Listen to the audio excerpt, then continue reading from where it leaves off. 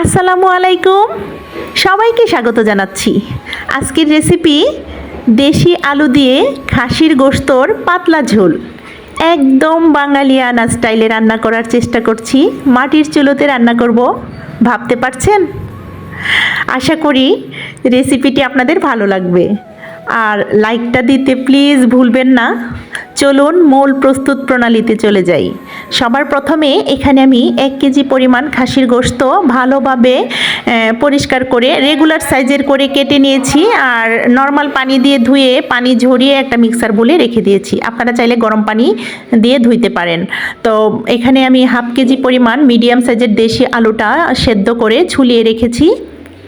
আর নিয়েছি এখানে লাল মরিচের গুঁড়ো 1 টেবিল চামচ পরিমাণ, 1/2 টেবিল চামচ পরিমাণ হলুদ গুঁড়ো, 1/2 টেবিল চামচ পরিমাণ ধনে গুঁড়ো, 1/2 টেবিল চামচ পরিমাণ জিরা গুঁড়ো।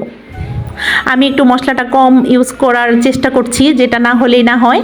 তারপর এখানে নিয়েছি আদা বাটা 1 টেবিল চামচ, রসুন বাটা 1 টেবিল চামচ, 1/2 টেবিল চামচ পরিমাণ হচ্ছে গরম মশলা পেস্ট বেটে নিয়েছি পাটাতে। তারপর এখানে গোটা গরম মশলা, আর এখানে গোলমরিচ আছে কিছু, আর 3টা তেজপাতা টুকরো করে নিয়েছি, 6 টুকরো করে নিয়েছি। আর এখানে মিডিয়াম সাইজের 2টা পাকা টমেটো কিউব করে কাটা, আর 1.5 কাপ পরিমাণ পেঁয়াজ কুচি করে রেখেছি। পেঁয়াজটা আমি এখানে একটু বেশি ইউজ করব। সবার প্রথমে ওই সমস্ত মশলা আমি দিয়ে দিয়েছি, ওই আদা বাটা রসুন বাটা দিয়ে। তারপর এখানে স্বাদ মতো লবণটা দিয়ে দিয়েছি, আর সয়াবিন তেল দিয়েছি 2 টেবিল চামচ। মোট আমার এখানে রান্নাটাতে 1/2 কাপ পরিমাণ সয়াবিন তেল ব্যবহার করেছি। একদম বাঙালিয়ানা স্টাইলে রান্না করার চেষ্টা করছি, আর এটাতে বাজে কোনো স্মেল আসবে না আপনারা যদি এই রান্নাটা ফলো করেন। তো 20 মিনিটের জন্য আমি ম্যারিনেট করে রেখে দিয়েছি, আর চুলার আগুন জ্বালিয়ে দিয়েছি। আমার হাতের চুলো, সত্যি খুবই এক্সাইটেড, আমার ভীষণ ভালো লাগছে। তারপর এখানে কড়াইটা বসিয়ে দিয়ে ওই অবশিষ্ট তেলটুকু ঢেলে দিয়েছি। আমি 1/2 কাপ পরিমাণ, আবারও বলছি 1/2 কাপ পরিমাণ তেল ইউজ করেছি এই রান্নাটাতে। তারপর পেঁয়াজটা দিয়ে দিয়েছি, আর এখানে গোটা গরম মশলাটা দিয়েছি। গরম মশলাটা একটু পরে দেওয়ার চেষ্টা করবেন আপনারা, তা না হলে কিন্তু ফুটে যায়। আমার হাতে কিন্তু একবার ফুটে গিয়েছিল, এখন আমার একদম শিকা হয়ে গেছে, তাই আমি পেঁয়াজটা দেওয়ার পরে আমি গরম মশলাটা দিই। তারপর আমি পেঁয়াজটা অবশ্যই বেরেস্তা করে নেব, বেরেস্তা করে নিতে চেষ্টা করবেন।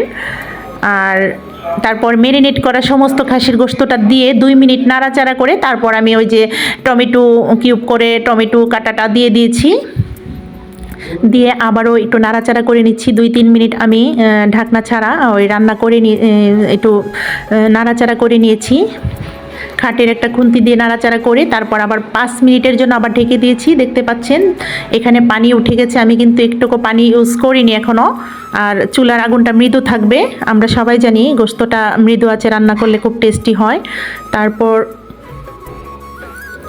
5 মিনিট আমি ঢেকে দেওয়ার পর আবারও কিছুক্ষণ আর একটু ঢেকে দিয়েছিলাম, 2 মিনিট দেওয়ার পর যে আলু ছুলিয়ে রাখা যে আলুটা দিয়ে দিলাম।